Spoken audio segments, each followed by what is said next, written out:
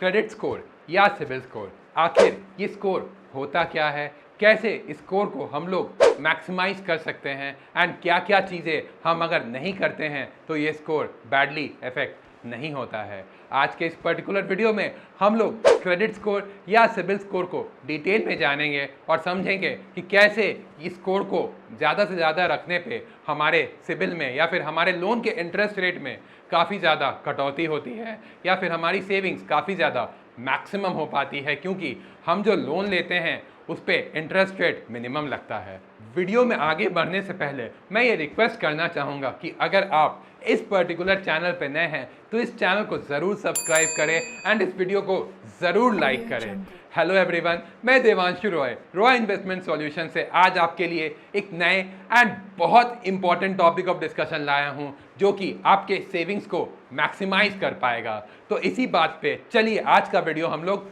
शुरू करते हैं।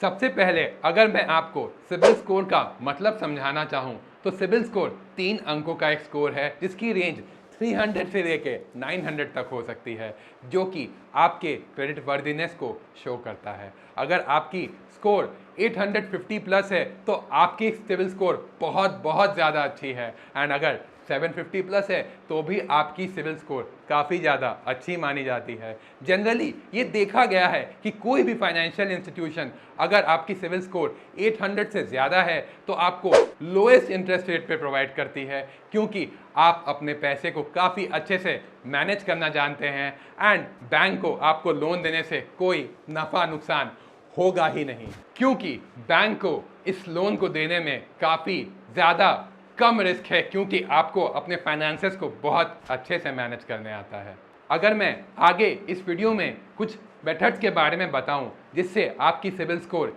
इम्प्रूव करेगी या जिससे आपको मदद मिलेगी कि आपकी सिबिल स्कोर डिक्रीज ना करे, तो उसमें से सबसे पहला मेथड ये है कि आप जो भी लोन ले रहे हैं या जो भी आपकी ईएमआई चल रही है, चाहे वो क्रेडिट कार्ड का बिल हो या कार का लोन हो या हाउसिंग लोन हो, ये सारे लोन्स की ईएमआई आप टाइमली पेमेंट करें, क्योंकि अगर आपने एक भी ऐसी ईएमआई है उसको टाइमली पेमेंट नहीं किया तो आपका सिबिल बहुत ज़्यादा नेगेटिवली अफेक्ट होगा इस पर्टिकुलर चीज़ के लिए। एंड इसके लिए अगर मैं कुछ मेथड्स के बारे में बताऊं ताकि आप अपने ड्यू डेट को नहीं भूलें, तो वो हो सकता है कि आप अपने बैंक पे एक मैंडेट दे दीजिए ताकि आपके ड्यू डेट के दिन आपका क्रेडिट कार्ड का बिल या ईएमआई ऑटोमेटिकली डिडक्ट हो जाए। एंड सेकेंड मेथड, अगर आप ये नहीं करना चाहते हैं तो वो आप अपने कैलेंडर पे एक रिमाइंडर सेट कर सकते हैं ताकि आपकी ईएमआई हमेशा टाइमली कटे एंड आपका सिबिल नेगेटिवली इफेक्ट ना हो। सेकेंड चीज़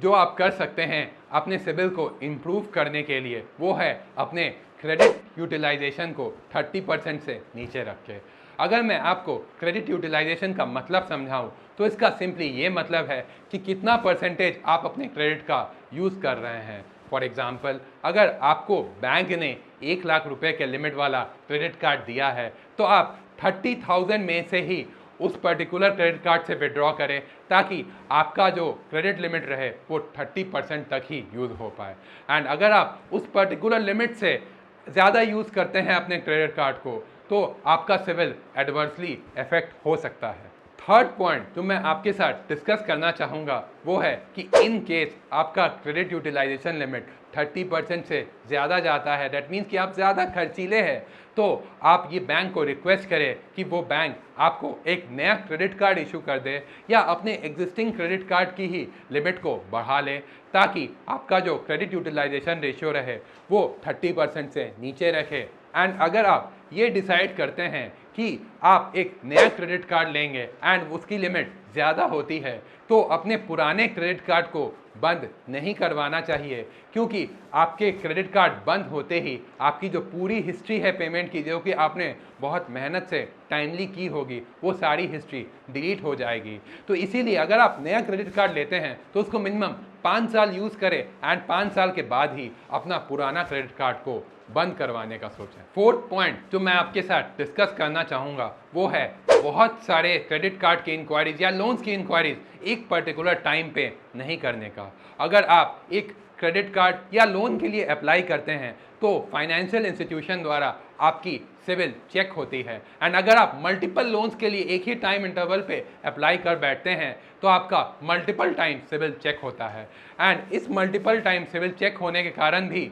आपका सिविल स्कोर ड्रॉप हो सकता है। तो ये चीज़ को आप अवॉइड करें, मल्टीपल लोन्स के लिए एक ही टाइम पे अप्लाई करने से बचें। बट मैं आपको एक और चीज़ बता दूं कि अगर आप कोई वेबसाइट से या कोई ऐप से अपने सिबिल स्कोर को बार बार चेक करते हैं तो इससे आपके सिबिल स्कोर की गिरावट नहीं होती है, एंड ये रिकमेंडेड भी है कि आप अपने सिबिल स्कोर पे एक क्लोज वॉच रखें ताकि उसको इम्प्रूव करने के लिए आप वेरियस स्टेप्स लें। फिफ्थ पॉइंट जो मैं आपके साथ डिस्कस करना चाहूँगा वो है अपने क्रेडिट यूटिलाइजेशन या फिर क्रेडिट कार्ड का ट्रांजैक्शंस बढ़ाएं।